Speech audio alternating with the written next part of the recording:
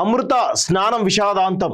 కుంభమేళాలో ఘోర విషాదం. తెల్లవారుజామున తొక్కిసలాట, 30 మంది మృత్యువాత, 60 మందికి తీవ్ర గాయాలు. ప్రకటించినటువంటి యూపీ ప్రభుత్వం మృతుల సంఖ్య ఇంకా ఎక్కువ ఉండొచ్చని అనుమానాలు. తెల్లవారుజామున 1-2 గంటల సమయంలో ఘటన. మౌని అమావాస్య వేళ అమృత స్నానానికి పోటెత్తినటువంటి భక్తులు కొందరు బారికేడ్లు దూకేయడంతో గందరగోళం. విరిగిన బారికేడ్లు పరిస్థితి అదుపు తప్పి బీతావాహం. ప్రధాని మోడీ, ఖర్గే, రాహుల్, రేవంత్ రెడ్డి దిగ్భ్రాంతి అంటూ చూస్తా ఉన్నాం. సో ఇక్కడ నిన్న జరిగినటువంటి మహాకుంభమేళ మౌని అమావాస్య సందర్భంగా చాలా పెద్ద ఎత్తున తోపులాట జరిగింది ప్రయాగ్రాజ్లో.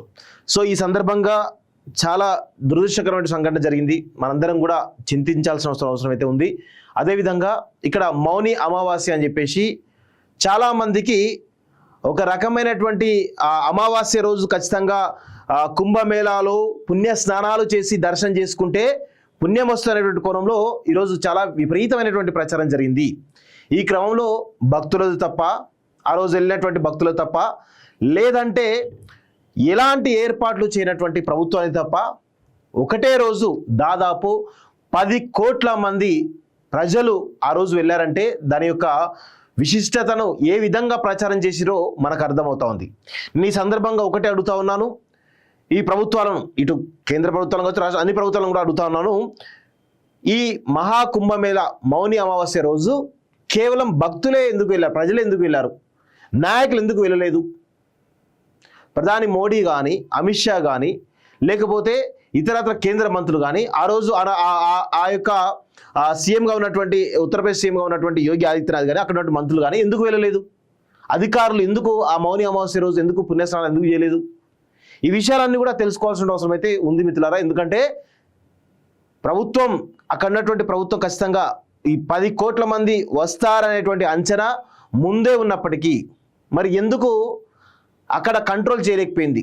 వాస్తవంగా 10 కోట్ల మంది ఒక్క కాడ చేరడం అంటే తెలంగాణ రాష్ట్రంలో ఉన్నటువంటి ఇంకొక రాష్ట్రం కలుపుకుంటే 2 రాష్ట్రాలు కలిసి అక్కడికి వెళ్ళినటువంటి సందర్భం. అందరు ప్రజలు కూడా అక్కడికి వెళ్ళినటువంటి ప్రజలు 100 కిలోమీటర్ల మేర ట్రాఫిక్ జామ్ అయింది. 100 కిలోమీటర్ల మేర ట్రాఫిక్ జామ్ అయింది.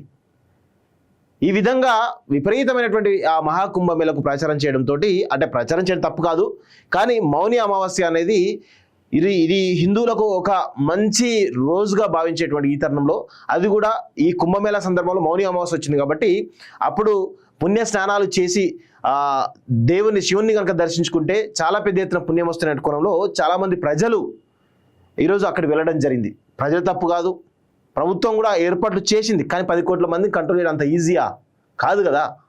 సో ప్రభుత్వానికి కూడా తప్పు కాదు, తప్పు అది ఒక ప్రకృతి వైపరీత్యం అనుకోవాలి తప్ప దాన్ని వేరే అనుకోవడానికి లేదు. కానీ 30 మంది పైగా ఇంకా మృతుల సంఖ్య పెరిగే అవకాశం ఉందని తెలుస్తూ ఉంది. 30 మందికి పైగా చనిపోవడం అంటే నిజంగా ఇది ఒక దురదృష్టకరమైన సంఘటన. ప్రయాగ్రాజ్లో ఇంత పెద్ద ఎత్తున చనిపోవడం నాకు తెలిసి ఇదే మొదటిసారి అని అనుకుంటా ఉన్నాను. ప్రభుత్వం ఇంకొంచెం ముందస్తు చర్యలు చేస్తుంటే బాగుండేదనేది నా యొక్క అభిప్రాయం.